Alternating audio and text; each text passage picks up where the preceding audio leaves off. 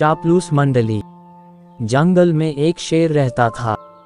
उसके 4 सेवक थे, चील, भेदिया, लोमड़ी और चीता। चील दूर दूर तक उड़कर समाचार लाती। चीता राजा का अंगरक्षक था, सदा उसके पीछे चलता। लोमड़ी शेर की सेक्रेटरी थी। भेदिया गृह मंत्री था। उनका असली काम तो शेर की चापलूसी करना था। इस काम में चारों माहिर थे। इसलिए जंगल के दूसरे जानवर उन्हें चापलूस मंडली कहकर पुकारते थे।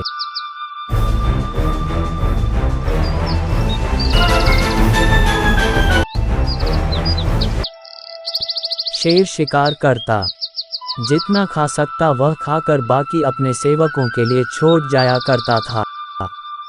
उससे मजे में चारों का पेट भर जाता।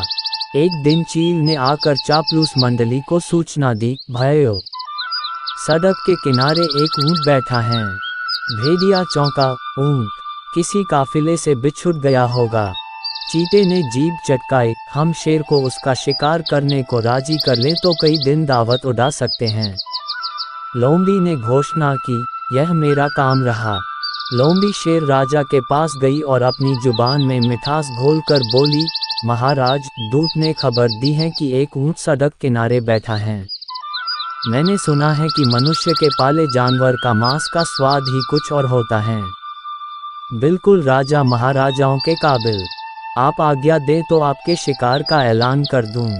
शेर लोमड़ी की मीठी बातों में आ गया और चापलूस मंडली के साथ चील द्वारा बताई जगह जा पहुंचा। वहां एक कमजोर सा ऊंट सड़क किनारे निढाल बैठा था। उसकी आंखें पीली पड़ चुकी थीं। उसकी हालत देखकर शेर ने पूछा, क्यों भाई, तुम्हारी यह हालत कैसे हुई? ऊंट कराहता हुआ बोला, जंगल के राजा, आपको नहीं पता इंसान कितना निर्दयी होता है। मैं एक ऊंटों के काफिले में एक व्यापार माल ढो रहा था। रास्ते में मैं बीमार पड़ गया। माल ढोने लायक नहीं उसने मुझे यहाँ मरने के लिए छोड़ दिया। आप ही मेरा शिकार कर मुझे मुक्ति दीजिए। ऊंट की कहानी सुनकर शेर को दुख हुआ। अचानक उसके दिल में राजाओं जैसी उदारता दिखाने की जोरदार इच्छा हुई। शेर ने कहा, ऊंट, तुम्हें कोई जंगली जानवर नहीं मारेगा। मैं तुम्हें अभय देता हूँ। तुम हमारे साथ चलोगे और उसके बाद हमारे साथ ही रहोगे। चापलूस मंडली के चेहरे लटक गए। भेदिया फुसफुसाया, ठीक है, हम बाद में इसे मरवाने की कोई तरकीब निकाल लेंगे। फिलहाल शेर का आदेश मानने में ही भलाई है। इस प्रकार ऊंट उनके साथ जंगल में आया। कुछ ही दिनों में हरी घास खाने व आराम करने से वह स्वस्थ हो गया।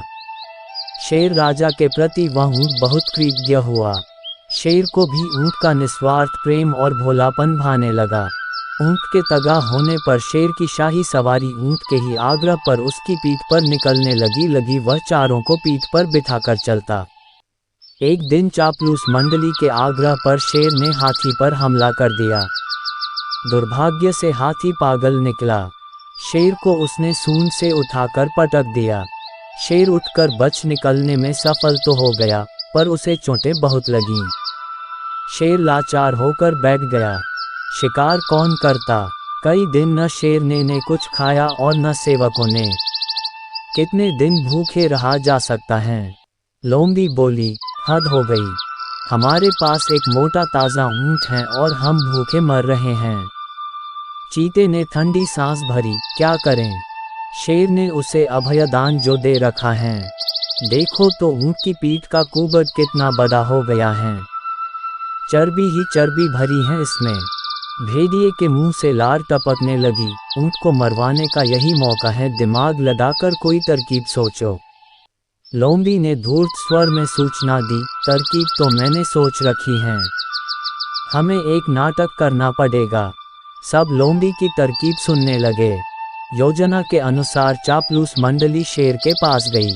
सबसे पहले चील बोली, महाराज, आपको भूखे पेट रहकर मरना मुझसे नहीं देखा जाता।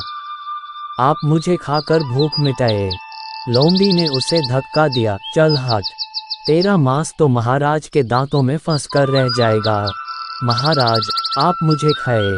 भेदिया बीच में कूदा, तेरे शरीर में बालों के सिवा हैं ही क्या? महाराज, मुझे अपना भोजन बनाएंगे।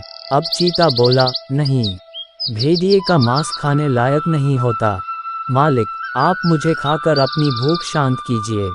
चापलूस मंडली का नाटक अच्छा था। अब ऊंट को तो कहना ही पड़ा, नहीं महाराज, आप मुझे मारकर खा जाए। मेरा तो जीवन ही आपका दान दिया हुआ है। मेरे रहते आप भूखों मरें, यह नहीं होगा। चापलूस मंडली तो यही चाहती थी। सभी एक स्वर में बोले, यही ठीक रहेगा महाराज। अब तो ऊंट खुद ही कह रहा है। चीता बोला, महाराज, आपको संकोच हो तो हम इसे मार दें। चीता व भेदिया एक साथ ऊंट पर टूट पड़े और ऊंट मारा गया। सीखा, चापलूसों की दोस्ती हमेशा खतरनाक होती है।